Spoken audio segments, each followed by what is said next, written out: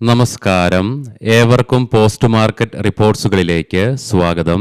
ഇന്ന് മെയ് 6. അങ്ങനെ ഇന്ന് മാർക്കറ്റിന് ഇന്നലെയുണ്ടായ നഷ്ടത്തിന് ശേഷം വീണ്ടും ശക്തമായ തിരിച്ചുവരവ് നടത്തുവാനുമായി വെസ്റ്റ് ഏഷ്യയിലെ യുദ്ധവുമായി ബന്ധപ്പെട്ടുകൊണ്ട് പുതിയ അപ്ഡേറ്റ്സുകൾ വന്നു. ഇതുതന്നെയാണ് ഇന്ന് നമ്മുടെ മാർക്കറ്റിനെ മാത്രമല്ല ഗ്ലോബൽ മാർക്കറ്റിനെയും ശക്തമായ നേട്ടത്തിലേക്ക് നയിക്കുകയുണ്ടായത്. കൂടാതെ ഒത്തിരിയേറെ ഘടകങ്ങളും ഈ ഒരു റാലിക്ക് കരുത്ത് പകരുകയും ചെയ്തു. ഇതിനു പുറമെ അവ എന്തൊക്കെയാണെന്ന് വിശദമായി തന്നെ നമുക്ക് ഈ വീഡിയോയിൽ പരിശോധിക്കാം. ലീഡിംഗ് ആയ എല്ലാ ഇൻഡസ്ട്രീസുകളിലും ഗ്യാപ്പ് അപ്പ് ഓപ്പണിംഗ് തന്നെയായിരുന്നു ഇന്ന് ലഭ്യമായിരുന്നതും. എങ്കിലും ഇന്നൊരു ഘട്ടത്തിൽ നിഫ്റ്റിക്ക് ഇടിവ് നേരിടേണ്ടതായിട്ട് വന്നെങ്കിലും സൈക്കോളജിക്കൽ ലെവലായ 24,000 എന്ന ലെവൽ ബ്രേക്ക് ചെയ്യേണ്ടി വന്നെങ്കിലും ഉടനടി തന്നെ 23,997 എന്ന ലെവലിൽ സപ്പോർട്ട് എടുക്കുവാൻ സാധിച്ചു.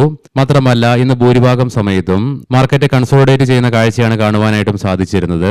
എങ്കിൽ ഉച്ചതിരിഞ്ഞ് 2:15 24,100 എന്ന ലെവലിൽ നിലകൊണ്ടിരുന്ന നിഫ്റ്റി ഏതാനും മിനിറ്റുകൾ കൊണ്ട് 250-ലേറെ പോയിന്റുകൾ നേട്ടം കൈവരിച്ചുകൊണ്ട് 24,356 എന്ന ലെവലിൽ റെസിസ്റ്റൻസ് നേരിടുന്ന കാഴ്ചയാണ് കാണുവാനായിട്ടും സാധിക്കുക. തൽഫലമായി 298 പോയിന്റുകളുടെ നേട്ടത്തോടുകൂടി 24,330 എന്ന ലെവലിൽ വ്യാപാരം അവസാനിപ്പിക്കുവാനായപ്പോൾ സെൻസെക്സിന് 940 പോയിന്റുകളുടെ നേട്ടത്തോടുകൂടിയും ബാങ്ക് നിഫ്റ്റിക്ക് 1,434 പോയിന്റുകളുടെ അഥവാ 2.25% നേട്ടത്തോടുകൂടി വ്യാപാരം അവസാനിപ്പിക്കുവാനുമായി. കൂടാതെ ഇന്ന് NSEയുടെ അഡ്വാൻസ് ഡിക്ലൈൻ റേഷ്യോയിലും 2,230 സ്റ്റോക്കുകൾക്ക് നേട്ടത്തോടുകൂടി വ്യാപാരം അവസാനിപ്പിക്കുവാനും സാധിച്ചു.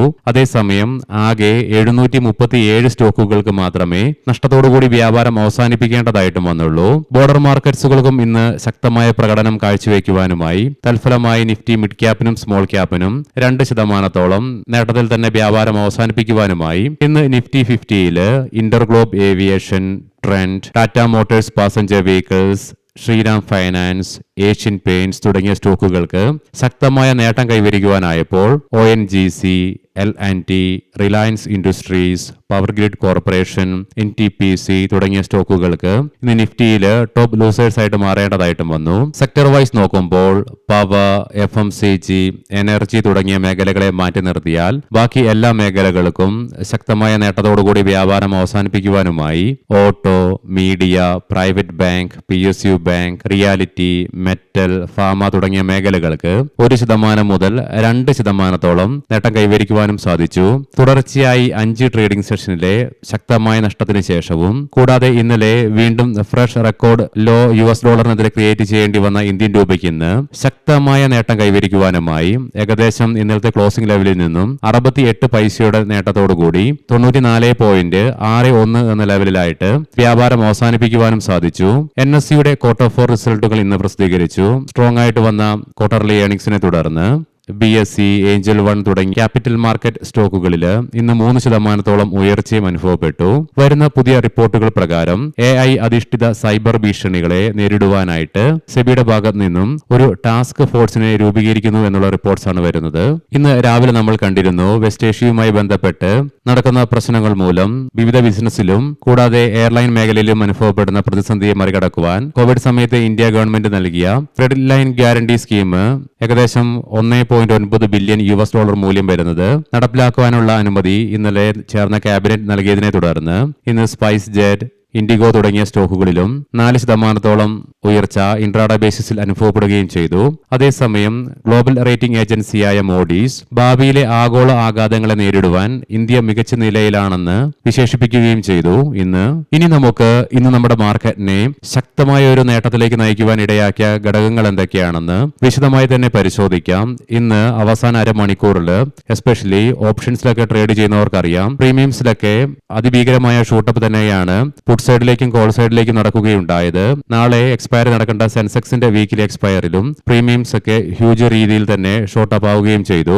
വരുന്ന പുതിയ റിപ്പോർട്ടുകൾ പ്രകാരം ഇറാന്റെ ഭാഗത്ത് നിന്നും US-ന് ഒരു പേജിൽ 14 പോയിന്റുകൾ ഉൾക്കൊള്ളുന്ന ഒരു മെമ്മോ നൽകുകയുണ്ടായി. ഇതില് അമേരിക്കയും ഇറാനും തമ്മിൽ നിലവിൽ നടന്നുകൊണ്ടിരിക്കുന്ന സംഘർഷം അവസാനിപ്പിക്കുവാനും വിശാലമായ ആണവ ചർച്ചകൾക്ക് അടിത്തറ പാകുവാനും കഴിയുന്ന ഒരു പ്രാഥമിക കരാറിലേക്ക് അടുക്കുന്നുവെന്നുള്ള റിപ്പോർട്ട്സ് ആണ് ആക്സിയോസ് ഇന്ന് റിപ്പോർട്ട് ചെയ്യുകയുമുണ്ടായത്. ഈ ഒരു റിപ്പോർട്ട് പുറത്തു വന്നത് തന്നെയാണ് ഇന്ന് ഗ്ലോബൽ മാർക്കറ്റിൽ മാത്രമല്ല ഇന്ത്യൻ മാർക്കറ്റിനും ശക്തമായ ഒരു നേട്ടത്തോടുകൂടി വ്യാപാരം അവസാനിപ്പിക്കുവാനും ഇടയാക്കിയത്. എന്നാൽ ഇതിനിടയിൽ വേറൊരു കാര്യമുണ്ട്.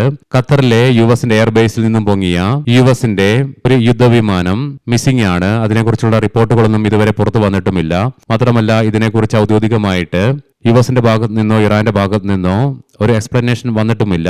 എങ്കിലും ഈ ഒരു കാര്യം നിലനിൽക്കുമ്പോഴും വെസ്റ്റ് ഏഷ്യൻ പ്രശ്നങ്ങൾക്ക് പരിഹാരമാകുന്നു എന്നുള്ള സൂചനകൾ നൽകിക്കൊണ്ട് പുറത്തുവന്ന റിപ്പോർട്ട് വെസ്റ്റ് ഏഷ്യയ്ക്ക് മാത്രമല്ല ലോകത്താകമാനം ഒരു ആശ്വാസം തന്നെയാണ്. കൂടാതെ പുതിയ റിപ്പോർട്ട്സുകൾ ഇന്ന് പുറത്തു വരികയുണ്ടായി. അത് നമ്മൾ ഇന്ന് ടെലഗ്രാം ഗ്രൂപ്പിൽ ഷെയർ ചെയ്യുകയും ഉണ്ടായിരുന്നു. അതായത് ഇറാനും ചൈനയും തമ്മിൽ ഹോർമോസ് തുറക്കുന്നതുമായി ബന്ധപ്പെട്ടുള്ള പുതിയ ചർച്ചകൾ നടത്തിയെന്നുള്ള റിപ്പോർട്ട്സാണ് പുറത്തു വരികയും ചെയ്തത്.